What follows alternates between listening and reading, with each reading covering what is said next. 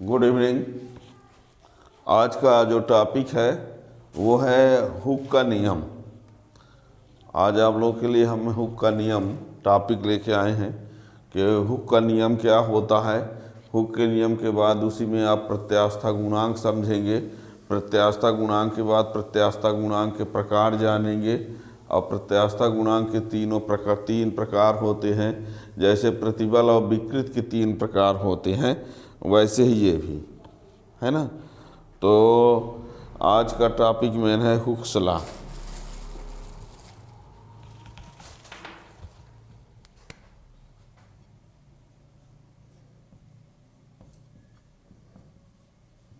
Hook का नियम, Hooke's law. ठीक, हुक का नियम। इसमें होता क्या है, किसी वस्तु या किसी तार में होने वाला प्रसार यानी विस्तार उस पर लगाए गए भार के अनुक्रमानुपाती होता है। जैसे कोई एक तार है और उस तार की लंबाई को बढ़ाना है तो यदि जितना भार लगाएंगे उस हिसाब से उसकी लंबाई बढ़ती जाएगी प्रत्यास्था की सीमा के अंतर्गत, है ना। यानी किसी तार की लंबाई में यदि वृद्धि करना है तो उसमें बल लगाना पड़ेगा, भार लटकाना पड़ेगा। तो भार ज़्यादा रहेगा तो लंबाई ज़्यादा बढ़ेगी, कम भार लगाएंगे बल लगाएंगे तो क्या होगा, लंबाई कम बढ़ेगी। तो इसको ये कहा गया है, थोड़ा उसमें सुधार करके, है ना, लंबाई भार ना कह के ये कहा गया कि भार की जगह पर प्रतिबल शब्द लिए यूज कर दिया गया, विस्तार लंबाई वृद्धि की जगह पर विकृत। और ये कहा गया कि प्रतिबल जो होता है वो विकृत के अनुक्रमानुपाती होता है। प्रतिबल जो होता है विकृत के अनुक्रमानुपाती। यदि प्रतिबल ज़्यादा है तो विकृत ज़्यादा रहेगी, यदि प्रतिबल कम है तो विकृत कम रहेगी। ये हुक का नियम है, लेकिन ये प्रत्यास्थता की सीमा के अंतर्गत होता है। प्रत्यास्था की सीमा के अंतर्गत मतलब जब तक उस वस्तु में प्रत्यास्थता का गुण बना रहे तब तक, ठीक है ना। ये नहीं है कि आप जब तक बल लगाते जाओगे लंबाई बढ़ती जाएगी चाहे जब तक लगाते रहो। प्रत्यास्था की सीमा के अंतर्गत ये हो सकता है, ठीक है ना। यदि आप प्रतिबल लगाए लंबाई बढ़ी और लगाए लंबाई बढ़ी और लगाए लंबाई बढ़ी, लेकिन ऐसा नहीं है कि आप जब तक लगाते रहोगे तो बढ़ती जाएगी। प्रत्यास्था की सीमा तक ये हो सकता है, हैं। जैसे उदाहरण के लिए समझ लो, कोई स्टूडेंट त्रैमासिक में मान लो 30 नंबर पाया तो कह देंगे अर्धवार्षिक में दुगुना पाएगा 60। फिर कोई कहते वार्षिक में 120 पाएगा सवय में, तो ऐसा ना होगा ना, ठीक है ना। 30 पाया, फिर हो सकता है 30% से 60% अर्धवार्षिक में हो गया, और फिर वार्षिक में थोड़ी कि अब उससे भी दुगुना होकर 120% हो जाएगा। तो ऐसे ना है कि एक लिमिट में ऐसा परिवर्तन, एक समझने की बात आप बता रहे हैं, है ना। उस पर बहुत आप उस पर न जाइएगा, ठीक। तो प्रत्यास्था की सीमा के अंतर्गत प्रतिबल जो है विकृत के अनुक्रमानुपाती होता है। यानी ये लिखा जाएगा प्रतिबल प्रोपोर्शनल विकृत, प्रतिबल प्रोपोर्शनल विकृत। और जब प्रोपोर्शनल को हटाएंगे तो प्रतिबल बराबर यहाँ ई गुणे विकृत कर देते हैं। और ई एक नीतांक है, इस नीतांक को हम प्रत्यास्था गुणांक कहेंगे। तो फिर प्रत्यास्था गुणांक कहेंगे इसको, ई को क्या कहेंगे, प्रत्यास्था गुणांक। तब कोई कहेगा प्रत्यास्था गुणांक क्या है, तो प्रत्यास्था गुणांक बराबर फिर क्या हो जाएगा, इसको इधर भेज दीजिए तो प्रतिबल बटे क्या हो जाएगा, विकृत हो जाएगा कि नहीं, ठीक है ना। हमने क्या कहा, हुक का नियम, इस नियम के अनुसार प्रत्यास्था की सीमा के अंतर्गत प्रतिबल विकृत के अनुक्रमानुपाती होता है, अर्थात प्रतिबल प्रोपोर्शनल विकृत। प्रतिबल प्रोपोर्शनल हटाएंगे तो कोई एक नीतांक ले लेते हैं, तो प्रतिबल बराबर ई गुणे विकृत। और ई एक नीतांक है जिसको हम क्या कहेंगे, प्रत्यास्था गुणांक। तो प्रत्यास्था गुणांक बराबर प्रतिबल बटे विकृत। अब कोई कहे प्रत्यास्था गुणांक क्या है, तो इसको ही परिभाषित कर दो यहाँ से, प्रत्यास्थता की सीमा के अंतर्गत प्रतिबल और विकृत के अनुपात को, प्रतिबल और विकृत के क्या कहेंगे, प्रत्यास्थता गुणांक। ठीक है। अब आपने पीछे लेक्चर में, पीछे 2 लेक्चर हो चुके हैं, आप लोग देखना, एक लेक्चर प्रतिबल का हुआ है, एक लेक्चर पे विकृत का। हमने 3 ठो प्रतिबल बताया है, 3 ठो विकृत बताया है। तो पहला वाला प्रतिबल बटे पहली वाली विकृत बराबर पहला वाला प्रत्यास्थता गुणांक, दूसरा प्रतिबल बटे दूसरी विकृत तो दूसरा वाला प्रत्यास्थता गुणांक, तीसरा प्रतिबल बटे तीसरी विकृत तो तीसरा वाला प्रत्यास्थता गुणांक। ठीक है। तो पहला वाला प्रत्यास्थता गुणांक को बोलते हैं यंग प्रत्यास्थता गुणांक, दूसरे वाले को बोलते हैं आयतन प्रत्यास्थता गुणांक और तीसरे वाले को बोलते हैं दृढ़ता गुणांक। ठीक है। जिसको अच्छे से समझना है तो इसके पहले वाली लेक्चर प्रतिबल वाला और इसके पहले वाले लेक्चर विकृत वाला जरूर समझें, तो ये बहुत आसानी से समझ में आएगा, ज़िंदगी में कभी नहीं भूलोगे। और यदि आप इसको उसके पढ़े बिना इसको पढ़ते हैं तो समझने में थोड़ी बहुत दिक्कत भी जा सकती है। ठीक है ना। तो इसका देखिए नियम लिखते हैं, लिखिए।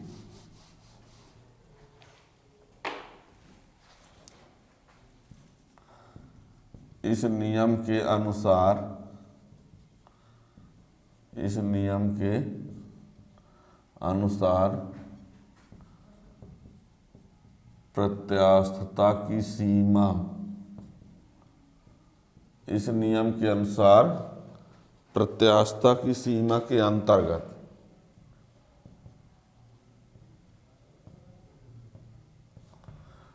प्रत्यास्थता की सीमा के अंतर्गत प्रतिबल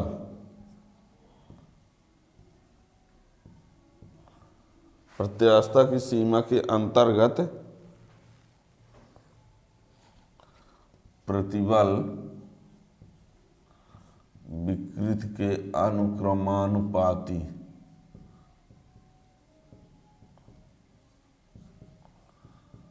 होता है। इस नियम के अनुसार प्रत्यास्थता की सीमा के अंतर्गत प्रतिबल विकृत के अनुक्रमानुपाती होता है, अर्थात प्रतिबल प्रोपोर्शनल विकृत या प्रतिबल बराबर ई गुणे विकृत, जहां ई एक नियतांक है जिसे प्रत्यास्थता गुणांक कहते हैं। ठीक। या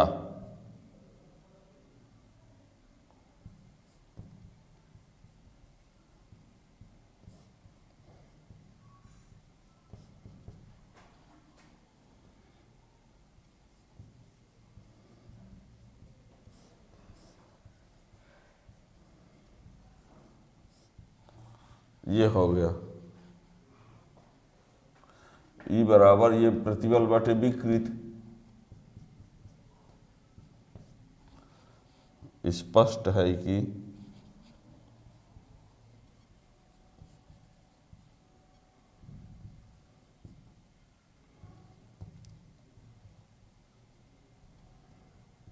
प्रत्यास्थता की सीमा के अंतर्गत प्रतिबल और विकृत के अनुपात को प्रत्यास्थता गुणांक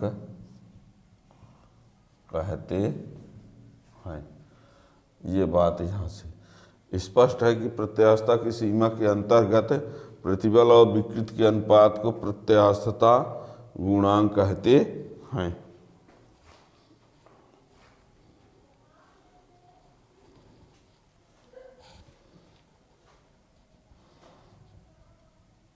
इसका मान भिन्न भिन्न पदार्थों के लिए, इसका मान भिन्न भिन्न पदार्थों के लिए भिन्न भिन्न होता है। ये नहीं कि प्रत्यास्थता गुणांक का मान सबके लिए एक ही होगा, ठीक है ना। ये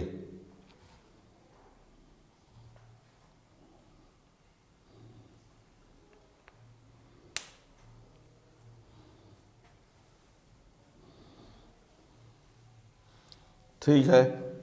अब यहाँ पर हम इसका मात्रक विमीय सूत्र भी बता देते हैं।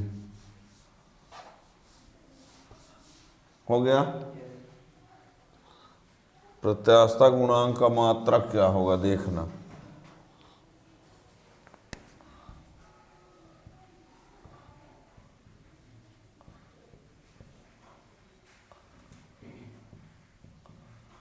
प्रत्यास्थता गुणांक का मात्रक, यहाँ पर ये बता दें, ई बराबर होता है प्रतिबल बटे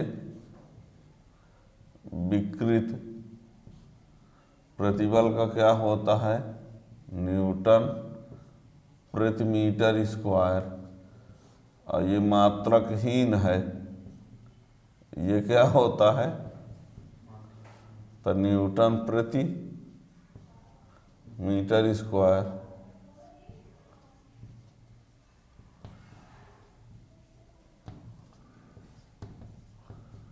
एसआई पद्धति में, ठीक है ना।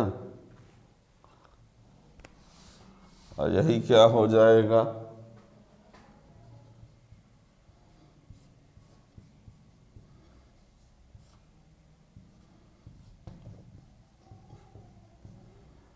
सीजीएस पद्धति में।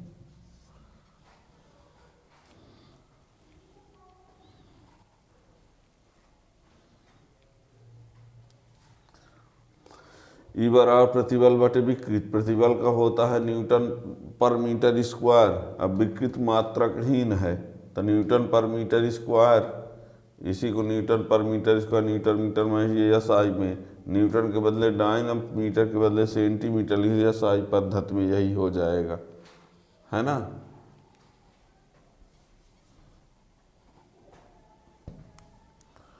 विमीय सूत्र,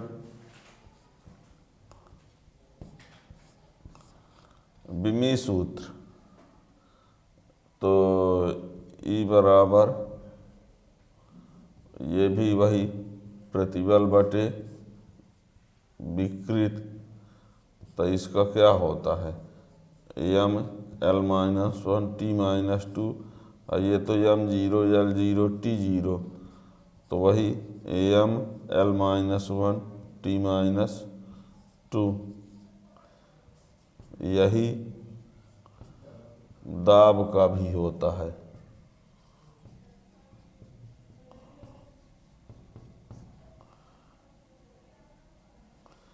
यही दाब का भी होता है, ठीक है ना। ये अब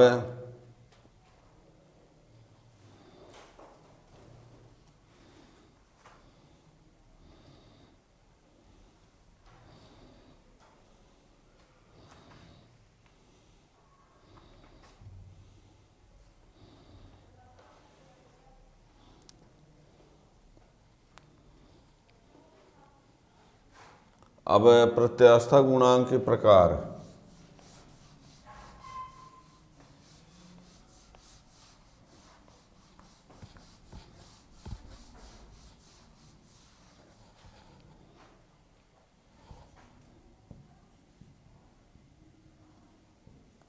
प्रत्यास्थता गुणांक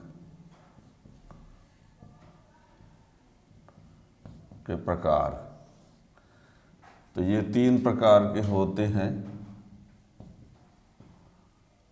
तीन प्रकार के होते हैं। एक है यंग प्रत्यास्थता गुणांक, इसको लिखा जाता है बाई। दूसरा होता है आयतन प्रत्यास्थता गुणांक, इसको लिखा जाता है के। और तीसरा होता है दृढ़ता गुणांक, इसको ईटा। ये आपको बता दें, सुनिएगा। एक यहाँ दिख रहा है इधर क्या, प्रतिबल विकृत। प्रतिबल में एक था अनुदैर्ध्य प्रतिबल, अनुदैर्ध्य प्रतिबल, और ये अनुदैर्ध्य विकृत थी, अनुदैर्ध्य विकृत। दूसरा इसका था अभिलंब प्रतिबल, अभिलंब, और इसमें क्या था, आयतन विकृत, आयतन विकृत। और ये अपरूपण प्रतिबल, अपरूपण प्रतिबल, और ये अपरूपण दिख रहा उधर। अब देखो, थोड़ा सा इधर करना पड़ेगा।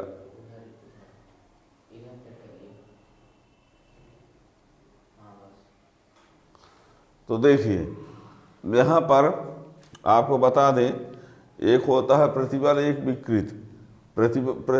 आप प्रतिबल के 3 प्रकार पढ़े हैं। एक होता है अनुदैर्ध्य प्रतिबल, एक होता है अभिलंब प्रतिबल, एक होता है अपरूपण प्रतिबल। और विकृत के 3 प्रकार पढ़े हैं, अनुदैर्ध्य विकृत, आयतन विकृत और अपरूपण। हमने ये कहा पहला प्रतिबल बटे पहली विकृत, पहला प्रतिबल बटे बराबर पहला प्रत्यास्था गुणांक, दूसरा प्रतिबल बटे दूसरी विकृत, दूसरा प्रतिबल बटे तो दूसरा वाला प्रत्यास्था गुणांक, और तीसरा प्रतिबल बटे तीसरी विकृत, तो तीसरा वाला प्रत्यास्था गुणांक। ठीक है ना। लेकिन एक शब्द भर जोड़ते जाइए, बस हो गया।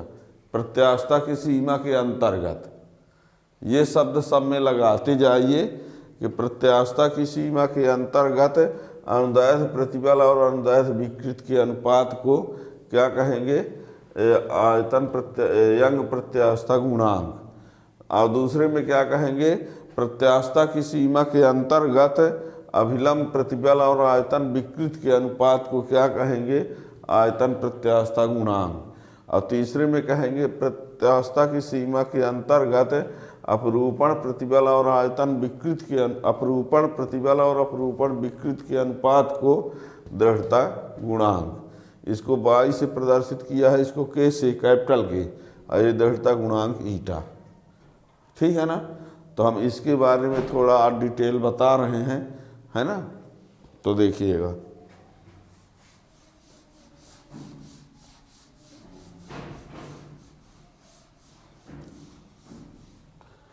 यंग प्रत्यास्था गुणांक, यंग प्रत्यास्था गुणांक, यंग मॉडुलस।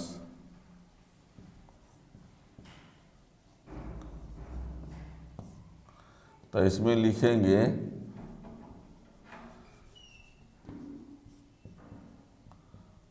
प्रत्यास्थता की सीमा के अंतर्गत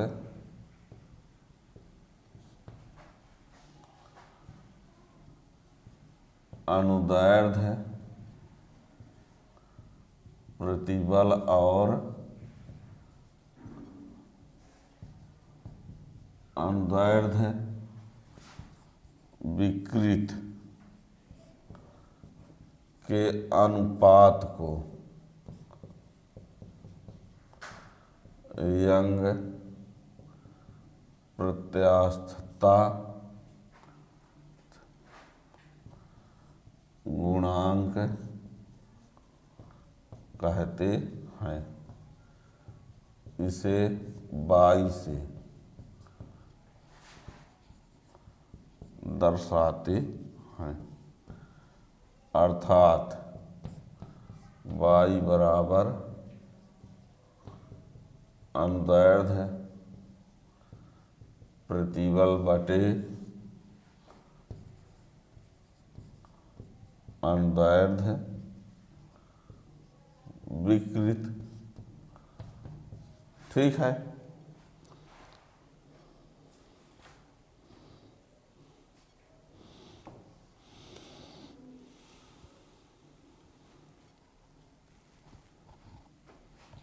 फिर लिखते हैं, मान लिया किसी तार की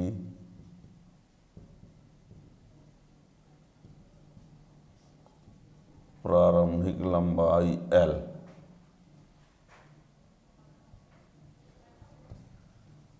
तथा अनुप्रस्थ काट का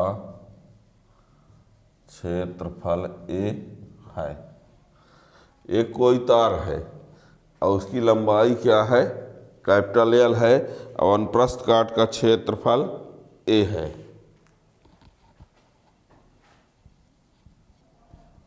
उस पर विरूपक बल F लगाने पर लंबाई बढ़कर L+L हो जाती है। तो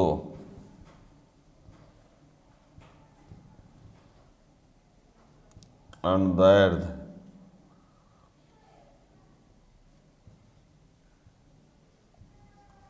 विकृत बराबर स्मॉल l बटे L। अनुदैर्ध्य विकृत माने लंबाई में परिवर्तन बटे प्रारंभिक लंबाई।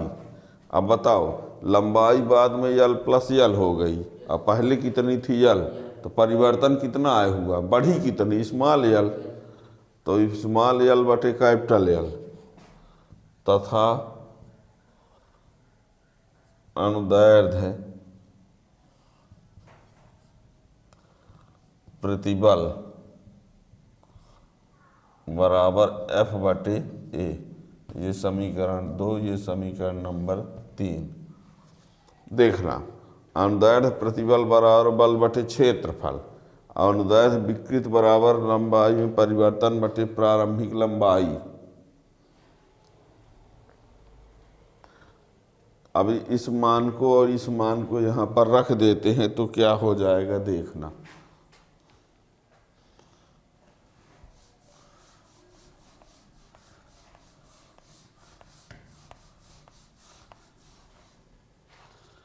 समीकरण 1, 2, 3 से 1, 2 व 3 से y बराबर प्रतिबल तो F बटे A विकृत L बटे L, तो y बराबर FL बटे AL। ठीक है, ये रहा।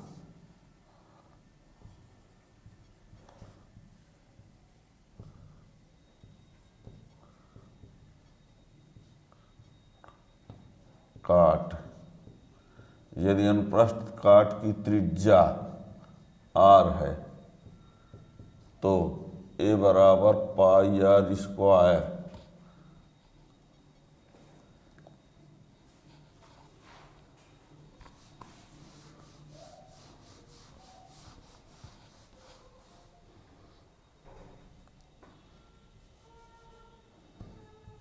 तथा यम द्रव्यमान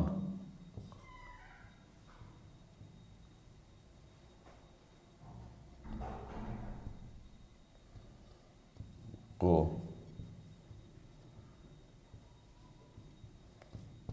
लटकाने पर यह बराबर mg।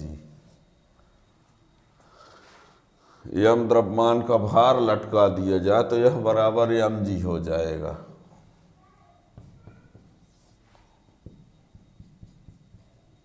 तो समीकरण 4 से y बराबर mg, स्मॉल कैपिटल जो भी लिख देंगे, है ना।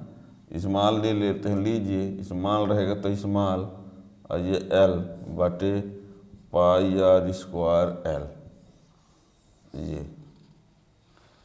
ये प्रत्यास्थता गुणांक के लिए क्या हो गया, सूत्र हो गया, ठीक है ना। और ये यंग प्रत्यास्थता गुणांक का जो सूत्र आया, इसका मात्रक वही होगा भी न्यूटन पर मीटर स्क्वायर। जितने भी गुणांक होंगे, है ना, चाहे वो यंग प्रत्यास्थता गुणांक हो, चाहे आयतन प्रत्यास्थता गुणांक हो, चाहे दृढ़ता गुणांक हो, सबका मात्रक क्या होगा, न्यूटन पर मीटर स्क्वायर ही होगा। और ये क्यों होगा, क्योंकि जो हर बार प्रतिबल बटे विकृति रहेगा, तो प्रतिबल का तो विकृति का तो मात्रक होगा ही नहीं, चाहे जिस प्रकार वाली हो, ठीक है ना। ऐसे ही प्रतिबल चाहे जितने प्रकार के होंगे, सबका मात्रक एक ही रहेगा, ठीक है ना। और प्रत्यास्थता गुणांक जो होता है वो ठोस वस्तु में ही होता है, ठीक। तो ये, और इसका नेक्स्ट पार्ट में और आप उसके दूसरे प्रकार जानेंगे और कुछ क्वेश्चन जानेंगे। और चैनल को सब्सक्राइब कर लें तो उसका वीडियो जब भी आएगा तो उसका नोटिफिकेशन मिल जाएगा। Thank you.